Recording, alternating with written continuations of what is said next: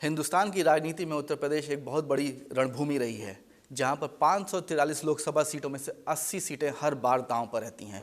इस बार माना जा रहा था कि मुकाबला द्विपक्षीय होगा, लेकिन बहुजन समाज पार्टी जो दावा करती है कि उसके पास सबसे बड़ा दलित वोट बैंक है, इस तर्क को सिरे से खारिज कर रही है। बसपा की दावे पर बात करने के लिए हमारे साथ हैं पार्टी की विरासत संभाल चुके युवा नेता आकाश आनंद। आकाश जी, स्वागत है हमारे साथ बात करने के लिए। शुक्रिया। इस बार देखा जा रहा है कि हाथी पूरे सफ़र में अकेले जा रही है, तो किसको साथ लेके चलने का इरादा है? किसकी आप सवारी कराएंगे और किसको कुचल सकते हैं आप? देखिए, हाथी अकेला नहीं चल रहा, हाथी अपनी जनता, अपने समर्थकों के साथ चल रहा है। इस बारी अगर आप नोट करेंगे, चाहे बहन जी की रैलियाँ हों, चाहे हमारे सभी लीडर्स की रैलीज़ हों, मीटिंगें हों, उसमें बड़ी तादाद में बड़े बुज़ुर्ग, महिलाएं और युवा साथी जुड़ रहे हैं। तो मुझे तो बहुत कॉन्फिडेंट है, आई एम वेरी कॉन्फिडेंट, मैं तो बहुत कॉन्फिडेंट हूँ। और ये पिछले 3-4 हफ्ते में जो मेरे को मौका मिला यूपी में रैली लेने का, तो उससे तो बहुत ज़्यादा आई थिंक हम पॉजिटिव हैं कि इस बारी हाथी तो बहुत अच्छे उसमें पोजीशन में है। क्या वजह थी कि आप अलायंस में नहीं गए, जबकि अगर देखा जाए आप अलायंस में जुड़ते? जब भी आप अलायंस किया है आपने, चाहे सपा के साथ किया हो, चाहे कोई भी अलायंस किया, आपको सफलता मिली है। इस बार क्यों नहीं? देखिए, अगर हम 2014 का रिज़ल्ट उठा के देखें तो उसमें हमारा अलायंस नहीं था, हम इंडिपेंडेंटली लड़े थे जैसे अभी लड़ रहे हैं। तभी हमारा वोट शेयर 19% था, बट सीटें नहीं आई थी इतनी। 2019 में हमारा अलायंस था, बट वोट शेयर में कोई इंक्रीमेंट नहीं मिला हमें, और बट सीटें निकल आई। तो हमने रियलाइज़ किया कि अगर हम अलायंस में जाते हैं तो हमारे को वोट शेयर का कोई फ़ायदा तो होता नहीं है, दूसरी पार्टी का वोट हमें पड़ता नहीं है, दूसरी पार्टीज़ के जो वोट बेस हैं उनसे हमें कोई बेनिफिट मिलता नहीं। हाँ, ये होता है कि जो वो अपने प्रत्याशी खड़े करते हैं वो नहीं लगाते तो हमारा वोट कन्वर्ट हो जाता है, हमारी सीट कन्वर्ट हो जाती हैं। तो हमने रियलाइज़ किया कि भाई अगर उनका ही काम है हमारी वोट काट के हमारी सीटें ख़राब करना, इस बारी हमने वो ठान लिया कि भाई हम अपने वोटर्स को, सब समाज में से पिछड़े समाज को और दलित समाज को बड़ी तादाद में जोड़ के इस बारी हम पार्टी को अपने आप ही खड़ा करेंगे। आपने बात की कि आपका टैली नहीं बढ़ पाता है जब आप अलायंस में गए, लेकिन अगर देखा जाए तो आप विधानसभा का चुनाव उठा के देख लीजिए, एक सीट आई है आपके पास अकेले चल करके। क्या आपको लगता है कि इस बार लोकसभा में आप वोट शेयर बढ़ा के कुछ दोहरा सकते हैं? देखिए, इस बारी हमारा वोट शेयर डेफिनेटली पहले से ज़्यादा आने वाला है। इस बारी हमारे यहाँ पे जैसे आप आई एम श्योर आपने नोट किया होगा, जिस तरीके से टिकट दिए गए हैं, जिस तरीके से सर्व समाज में से पिछड़े समाज को और अपर कास्ट समाज को जो हमने रिप्रेजेंटेशन देने का काम किया है, जिस टाइप के प्रत्याशी उतारे हैं, तो आई एम श्योर कि इस बारी सर्व समाज हमारे साथ खड़ा है, तो हमारा वोट शेयर भी बढ़ेगा और सीट काउंट भी बढ़ेगी। देखा जाए तो आपका जो वोट है, एक तरह से एक सीसॉ देखने को मिलता है आपके बीच में और भाजपा के बीच में। जब आपकी परफॉर्मेंस नीचे जाती है, भाजपा की परफॉर्मेंस ऊपर हो जाती है, और जब आपकी परफॉर्मेंस ऊपर है तो भाजपा नीचे चली जाती है। आप पिछला ही चुनाव देख लीजिए, आपकी 10 सीटें आई हैं, भाजपा की घट गई हैं। आप पहले का देख लीजिए, आपकी सीटें कम आई तो भाजपा की बढ़ गई। इसका तो ये मतलब सीसॉ क्या? सीसॉ नहीं है ये, इसका राइट तरीका, इसको सही तरीका अगर पुट अक्रॉस करना है तो ये होगा कि अगर भाजपा को कोई रोक सकता है तो वो बहुजन समाज पार्टी ही है, और वो आदरणीय बहन जी ही हैं। आज की डेट में कोई ऐसा कोई राजनीतिक दल नहीं, ऐसा कोई ऐसी कोई पॉलिटिकल पार्टी नहीं जो भाजपा को रोक पाए सिवाय बहन जी के। ये आपकी जो स्टेटमेंट है सीसॉ वाली, ये आई थिंक ये तरीका है उसको पुट अक्रॉस करने का। ठीक है, आप एक प्रतिद्वंदी हैं, लेकिन अगर देखा है तो एक टैग लगा रहता है, वाइडली सब लोग कहते हैं कि आप भाजपा की बी पार्टी हैं। अगर आपने कैंडिडेट भी खड़े किए हैं तो ऐसा लगता है, और रिपोर्टेड है, लोग लिखते भी हैं इसके बारे में, कि आप एक तरह से भाजपा की मदद कर रहे हैं। देखिए, ये बहुत अच्छा प्रोपेगेंडा है जो पिछले कुछ सालों से चलाया जा रहा है। इसको हमने ग्राउंड पे काउंटर किया था, और अब जैसे कि आप देख रहे हैं बहन जी की रैलीज़ में, आदरणीय बहन जी की रैलीज़ में, तो बहन जी भी इस चीज़ पे बात कर रही हैं और वो क्लैरिफिकेशन दे रही हैं। और जब मुझे मौका मिला है तब मैंने भी कोशिश करी, हमारे सभी लीडर्स ने कोशिश करी है कि इस प्रोपेगेंडा को हम क्लियर ऑफ करें। जैसे कि आप देख रहे हैं कि हम किसी बीजेपी से तो हमें कोई फ़ायदा हो नहीं रहा है कि हम उसकी मदद करें, हमें कुछ मिलेगा उससे, पर हम अपने जो कैंडिडेट्स उतारते हैं, हम अपने कैंडिडेट्स अपने समाज को देखकर, पिछड़े समाज, गरीब समाज के लोगों को देखकर उनकी कास्ट कॉम्बिनेशन को देखकर हम पुट अक्रॉस करते हैं। हमारा उससे कोई बीजेपी से कोई स्पेसिफिकली कोई पर्टिकुलर एजेंडा नहीं। हमें उनके वो किस टाइप के प्रत्याशी उतार रहे हैं, क्या उतार रहे हैं, हमें उससे कोई लेना देना नहीं है। तो देखा जाए आपने जैसे बनारस के अंदर एक मुस्लिम कैंडिडेट को टिकट दिया है, जबकि वहाँ हिंदू मेजॉरिटी है। और देखा जाए तो आपने गोरखपुर में भी जो सीएम योगी आदित्यनाथ का क्षेत्र आता है, वहाँ पे भी आपने मुस्लिम कैंडिडेट ही खड़ा किया है। तीसरा अगर देखें, अभी आपने हाल ही में कैंडिडेट बदल दिया आजमगढ़ में, जहाँ पे समाजवादी पार्टी मुस्लिम वोट बैंक के ऊपर काफ़ी कॉन्फिडेंट रहती थी। पिछली बार अखिलेश यादव ने वहाँ चुनाव जीता था, इस बार धर्मेंद्र यादव जी खड़े हैं और आपने कैंडिडेट बदल के मुसलमान को वहाँ पे टिकट दिया है, मुस्लिम कैंडिडेट। तो क्या ये भाजपा को मदद करने का तरीका नहीं है?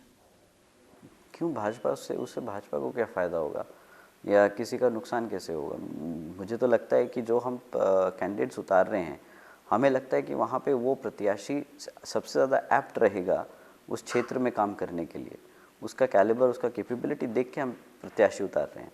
हमें नहीं फ़र्क पड़ता धर्मेंद्र यादव जी लड़ रहे हैं कि कोई और लड़ रहा है। उससे हमें तो लगता है कि वो कैपेबल नहीं है, इसलिए हमने एक अच्छा सॉलिड कैंडिडेट उतारने का काम किया है। हमें उससे एक्चुअली कोई फ़र्क नहीं पड़ता कि बीजेपी क्या उतार रहा है या सपा क्या उतार रही है।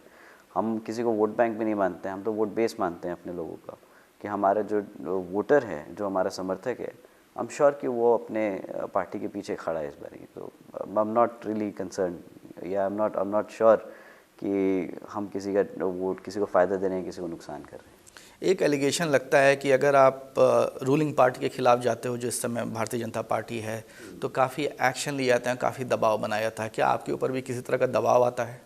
बिल्कुल नहीं। मैं दबाव क्या होता है कि हर जगह रूलिंग पार्टीज़ जो है, जब भी कोई भी हो, चाहे कांग्रेस रही हो चाहे भाजपा रही है, जब समाजवादी पार्टी थी तो वो अपना एक्शन लेती थी यूपी में, तो वो तो हर किसी रूलिंग पार्टी का काम होता है कि ऑपोजिशन को किसी तरह दबा के रखें।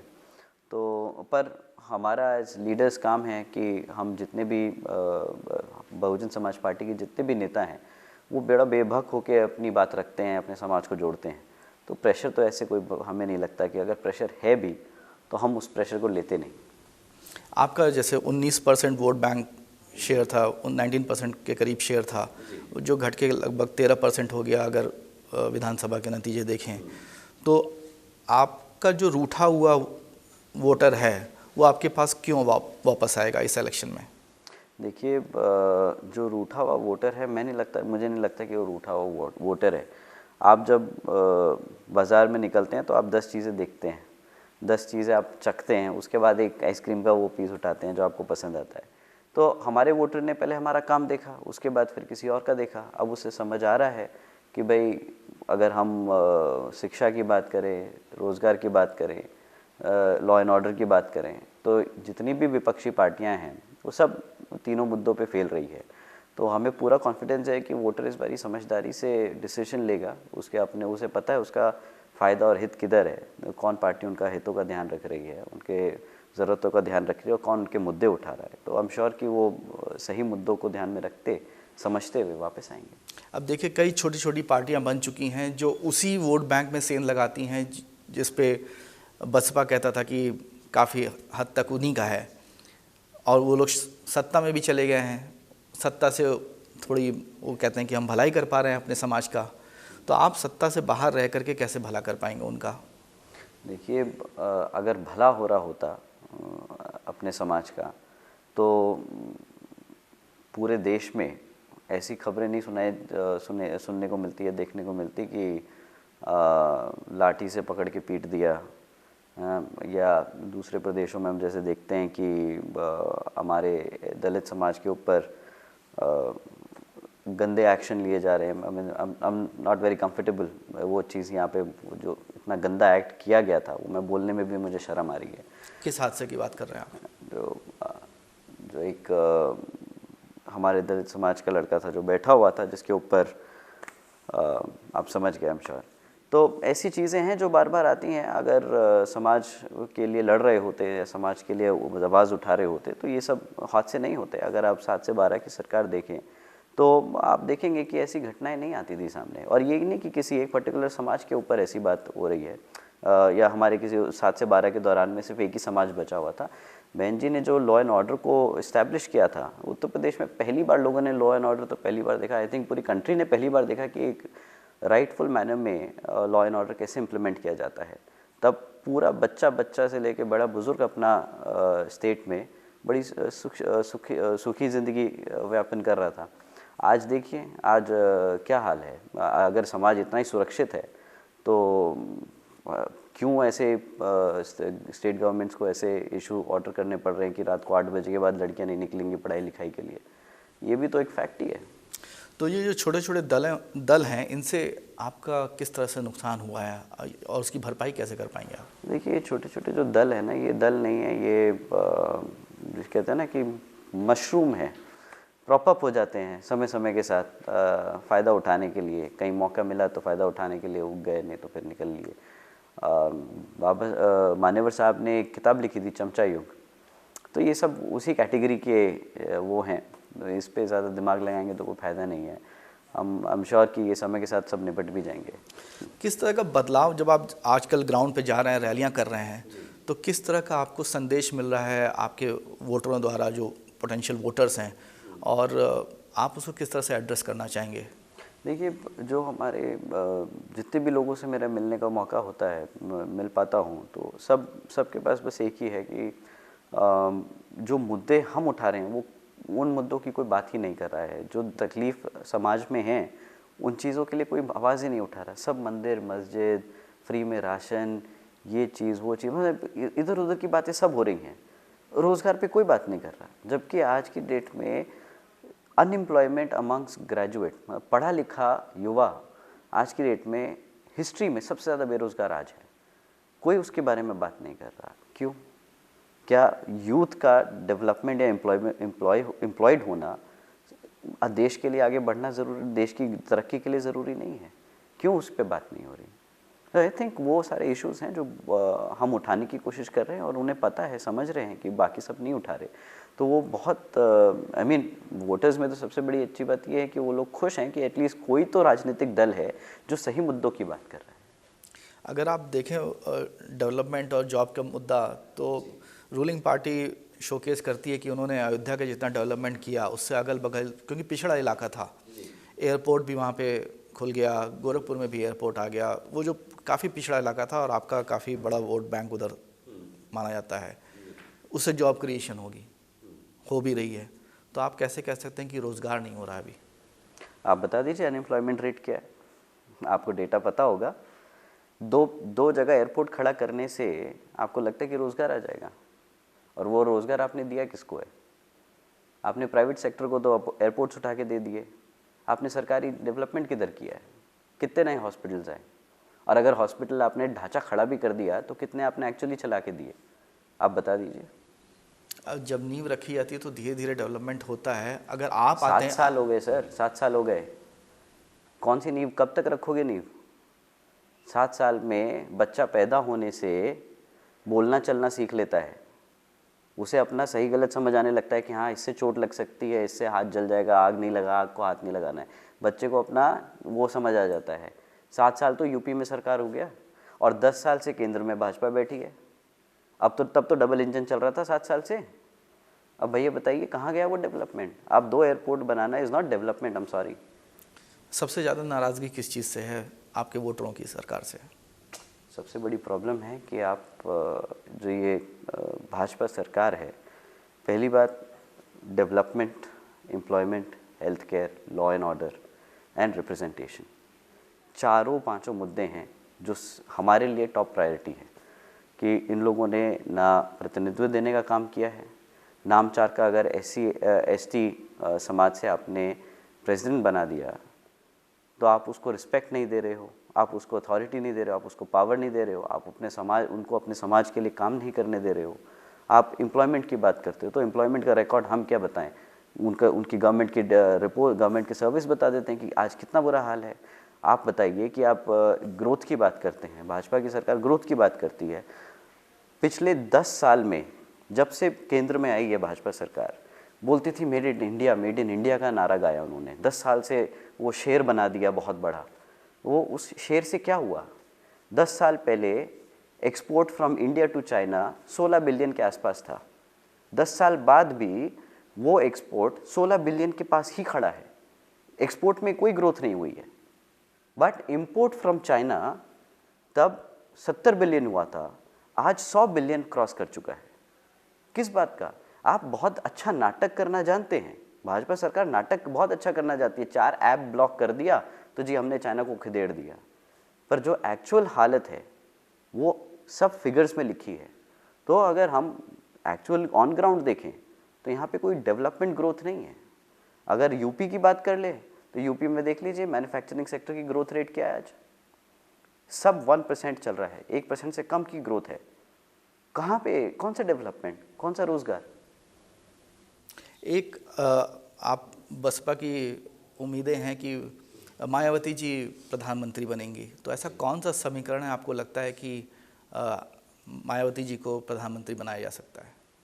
देखिए ये तो वोटिंग के लास्ट दिन और रिज़ल्ट खुलने तक कोई नहीं कुछ कह सकता, पर हम पूरी उम्मीद करके, हमें पूरी उम्मीद है कि इस बारी जो वोटर है वो बहन जी का शासनकाल का समय देख के उसे समझ आएगा कि कितना काम किया जाता है और किस तरीके से काम किया जाता है, ऑन ग्राउंड आउटपुट क्या होता है, उससे क्या फ़ायदा होता है। आई थिंक उसे इस बारी समझ आएगा और उत्तर प्रदेश नहीं पूरे देश में लोग ये रिकग्नाइज़ कर रहे हैं।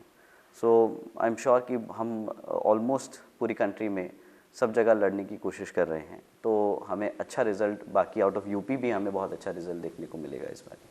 और पोस्ट इलेक्शन क्या आप अलायंस के लिए ओपन है? देखिए बहन जी ने अपनी पहले भी एक बार स्टेटमेंट दी थी कि इलेक्शन के बाद हम किसी को समर्थन नहीं देंगे जब तक हमें सत्ता में सत्ता में रह के काम करने का मौका नहीं मिलेगा। अगर हम ऐसी पोजीशन में होंगे कि हम लोगों का भला कर सके, हम कोई पावरफुल पोजीशन ले सके, तब हम समर्थन देंगे, नहीं तो हम नहीं देंगे। तो कितनी सीटों की उम्मीद है आपको इस चुनाव में? देखिए हम किसी के लिए भी, मेरे लिए नहीं, किसी के लिए भी कहना कि हम इतनी सीट लेंगे वो एक गलत स्टेटमेंट होगा, बट मुझे पूरी उम्मीद है कि हम पहले से बेहतर रिजल्ट देंगे। जो रूलिंग पार्टी है वो तो नारा अपना दे रखी है कि इस बार 400 पार, तो आप क्यों पीछे रह जा रहे हैं? देखिए कोई बोलना चाहता है इस बार 400 पार, वो बोल सकता है, हम किसी को बोलने के लिए में, it's a free country, democracy है, सबको राइट है अपना ओपिनियन और अपना व्यू रखने का, ठीक है वो रखें, हम इतने घमंडी नहीं हैं। एक चीज़ और आ रही है कि इलेक्शन कमीशन की भूमिका चुनाव में जो चल रही है उसके ऊपर कई पार्टियों ने डाउट रेज किया है, बोलते हैं कि भूमिका सही नहीं है। आपका क्या तजुर्बा रहा अभी तक? देखिए पहली बात तो जो अपॉइंटमेंट होता है इलेक्शन कमीशन में की कमेटी का, एक तो वही सिस्टम वहाँ से टूटा हुआ है, आई थिंक वही वहाँ पे सबसे बड़ी गड़बड़ है। रही बात जिस तरीके से इलेक्शन कमीशन ने इस इलेक्शन में काम किया है, उस पर मेरा कमेंट करना ठीक नहीं रहेगा। आई थिंक एविडेंट है टाइम एंड अगेन कि जब रूलिंग पार्टी ने गलत स्टेटमेंट्स दिए तो इलेक्शन कमीशन शायद उसे नोटिस नहीं कर पा रहा है, बट ऑपोजिंग पार्टीज़ जब कोई बात चीज़ रख रही है अपनी तो उन्हें वो सब दिख रहा है। आई थिंक ये तब पूरी जनता देख रही है। एक बहुत बड़ा बदलाव देखने को मिल रहा है पार्टी में कि आपको विरासत दी गई है कि अब आप पार्टी संभालें, तो किस तरह से आपका कंट्रोल है पार्टी के ऊपर? क्या अभी भी आप फ्री हैं या डिपेंडेंट हैं सीनियर लीडर्स के ऊपर? देखिए कोई विरासत नहीं है। आज बहन जी ने बताया है कि आकाश को तैयार कर रहे हैं, देख रहा है, सीख रहा है, समझ रहा है। अभी भी वो जर्नी है, वो बहुत लंबा है। बहुजन समाज पार्टी में बहुत कैपेबल लीडर्स हैं, हमारे सीनियर लीडर्स हैं जो अभी हमसे ऊपर हैं, वो काम कर रहे हैं, हम उनसे सीख रहे हैं। चाहे वो हमारे स्टेट प्रेसिडेंट्स हों, कोऑर्डिनेटर्स हों, सबसे हमें सीखने का मौका मिलता है, हम सबसे बातचीत करते रहते हैं। तो अभी तो हम सीख रहे हैं। ये कोई ऐसा बोलना कि कोई विरासत है, पहली बात तो विरासत है नहीं। हमारी फैमिली से तो किसी को प्रमोट करना नहीं था। बहन जी ने बहुत पहले ही क्लियर कर दिया था, मान्यवर साहब के तरह ही, कि हम परिवार से किसी को नहीं भेजेंगे। पर ये सीनियर लीडर्स की ही डिमांड थी कि भाई जब 7-8 लोगों को हमने ट्राई कर लिया और वो उस ओकेजन तक नहीं पहुंच पाए, मैं उस जिम्मेदारी को नहीं निभा पाए, तो फिर बहन जी को प्रेशर किया गया कि आप परिवार से किसी को कस्टोडियन खड़ा कर दीजिए जो पार्टी को एटलीस्ट मतलब सेफ हैंड्स में तो रहेगा, कहीं गलत डायरेक्शन में तो नहीं जाएगी। उसके बाद फिर ये सब एपिसोड हुआ कि हम आज काम सीख रहे हैं, राइट। तो ऐसा कुछ विरासत नहीं है। तो एक युवा नेतृत्व आने से पार्टी की जो कार्यशैली है जी। उसमें किस तरह का बदलाव देखा जा सकता है? आपको क्या लगता है किधर दिशा कुछ बदलेगी या फिर वही रहेगी?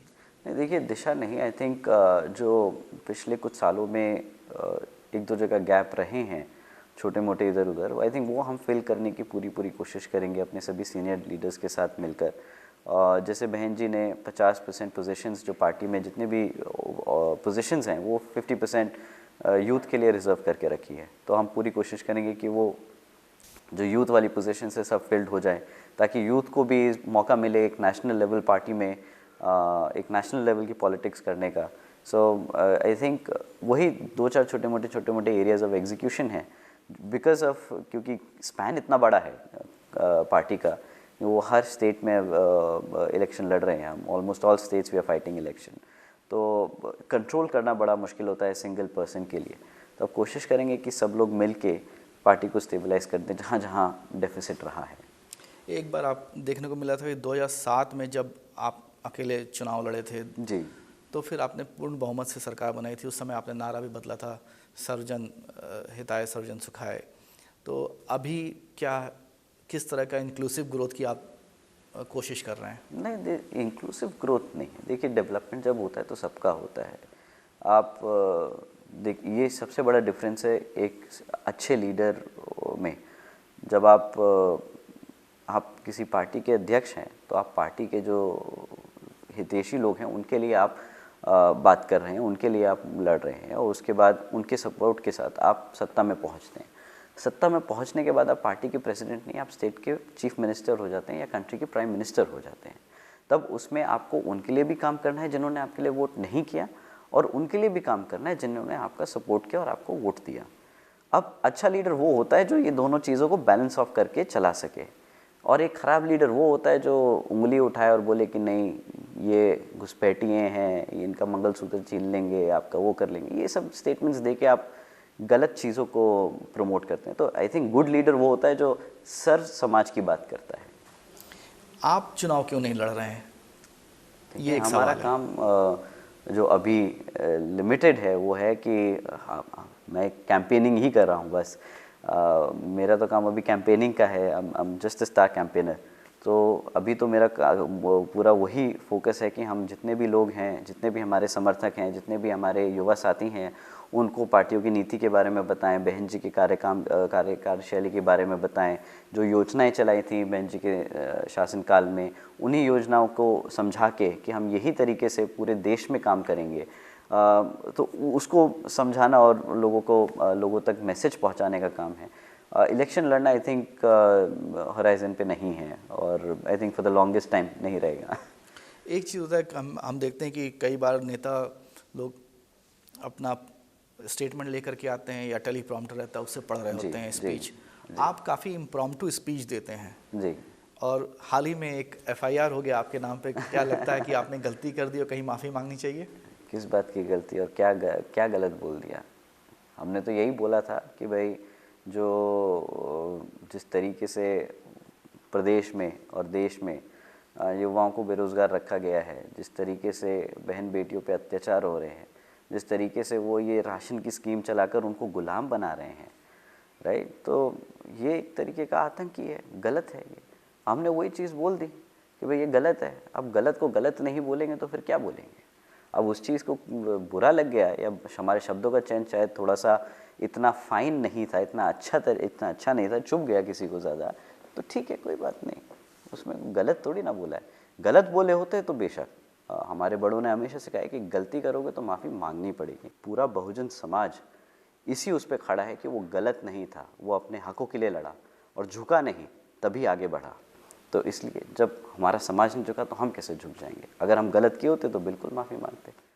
काफ़ी दबाव पड़ा आपकी पार्टी के ऊपर ED CBI लेकर के जी। तो क्या वाकई में आप लोग उससे बैकफुट पे आए हैं? किस बात से बैकफुट? आप मुझे बता दीजिए कौन सी पार्टी है जो खुलकर बीजेपी की जो गलत नीतियां चल रही हैं उसके लिए उसके खिलाफ आवाज़ उठा रहा है? कोई नहीं। सब बीजेपी के जैसे वो फ्री राशन दे रहे हैं तो कांग्रेस सपा भी बोल रही कि जी हम फ्री में भी हम भी राशन दे देंगे, हम भी फ्री में ये दे देंगे, बिजली पानी भी दे देंगे। भाई फ्री में अगर काम करना ही है सबको, तो आप कहाँ से उसके खिलाफ हो? आप कहाँ से उसकी गलत नीतियों को हाईलाइट कर रहे हो? बहन जी ने कभी फ्री देने की राशन की बात ही नहीं करी। बहन जी ने कभी ऐसी चीज़ें नहीं रखी। बहन जी ने कभी फ्री किया है तो वो क्या है? शिक्षा, एजुकेशन फ्री होनी चाहिए, हाँ, हेल्थ केयर फ्री होना चाहिए, यस, इस चीज़ के लिए बात करी है। बट एम्प्लॉयबिलिटी, डेवलपमेंट, ये फ्री नहीं आता है, इसके लिए खर्चना पड़ता है पैसा। तो आई थिंक अगर वो चीज़ कोई और नहीं बोल रहा है तो वो गलत है। बहन जी के अलावा और कोई बोल भी नहीं रहा है ये चीज़, तो कहाँ से दब गए, कहाँ से डर गए? एक चीज़ बोली जा रही है कि अगर देखा जाए फंडिंग के ऊपर, जी तो 2019 के पहले जब डीमोनेटाइजेशन हुआ तो कहा जाता है कि पॉलिटिकल पार्टीज बहुत इससे हिट हुई थी, लोगों के जो पैसे थे वो नहीं हो पाए थे, इस वजह से काफ़ी उनको पॉलिटिकली वो अपना कैंपेन नहीं रन कर पाई थी।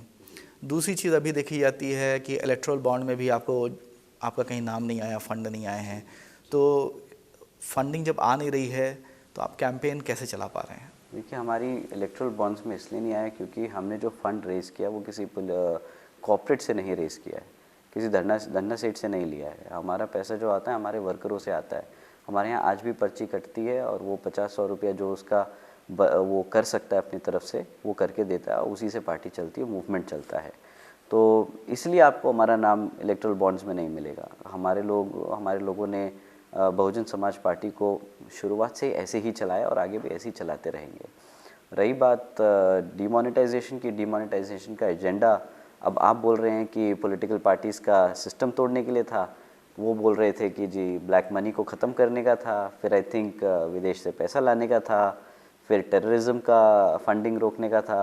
आई डोंट नो, मतलब 3-4 एजेंडाज निकल के आए हैं, बट अब जो भी बात रही हो वो तो समय बताएगा। बट हमारा तो क्लियर है कि हम अपने जो हमारे जितने भी सपोर्टर्स हैं, वर्कर्स हैं, उन्हीं के ही सपोर्ट से पार्टी चलती है।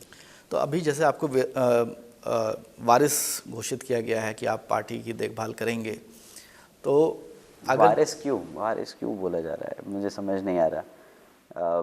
अगर मैं क्वालिफाइड नहीं हूँ तो प्लीज़ टेल मी। अगर मैं क्वालिफाइड नहीं हूँ तो please tell me, am I not educated enough, am I not this thing qualified enough to run the party और व्हाट? आई मीन, अगर वारिस होता तो ठीक है, आप बोल देते कि अगर वो पढ़ा लिखा नहीं है भाई, अनपढ़ा बच्चा है, वो खानदानी है तो दे रहे हैं, बिल्कुल बात सही है। बट अगर पढ़ा लिखा है, क्वालिफाइड है, मेहनत कर रहा है, सीख रहा है, समझ रहा है, तो फिर क्या बुराई है उसमें? वो फिर कहाँ से शब्द आता है? जो अगला बड़ा पड़ाव देखा जा रहा है वो इस लोकसभा के बाद आपके लिए उत्तर प्रदेश में विधानसभा चुनाव होंगे। जी, तो आप इस लोकसभा से लेकर उस विधानसभा में क्या बदलाव देखने को मिलेगा कि वापस बहुजन समाज पार्टी सत्ता में आए, और उस समय आपका पार्टी का नेता कौन होगा? देखिए, जो पार्टी का स्ट्रैटेजी है, जो आगे का डायरेक्शन है, वो बहन जी डिसाइड करेंगी कैसे आगे पार्टी बढ़ेगी और किस तरीके से हम 2027 की तैयारी करेंगे। अभी 27 थोड़ा सा दूर है, अभी हमारा सारा फोकस 24 के इलेक्शन में है और उसके बाद फिर पार्टी के कैडर को और लोगों को जोड़ने का है। तो प्राइमरी ऑब्जेक्टिव हमेशा से वही रहा है और आगे भी वही रहेगा। बट आगे जैसे जैसे बढ़ेंगे इलेक्शन की तरफ बात चलेगी तो वो बहन जी डिसाइड करेंगी। और नेता एक ही है बहुजन समाज पार्टी में, वो आदरणीय बहन कुमारी मायावती जी ही हैं।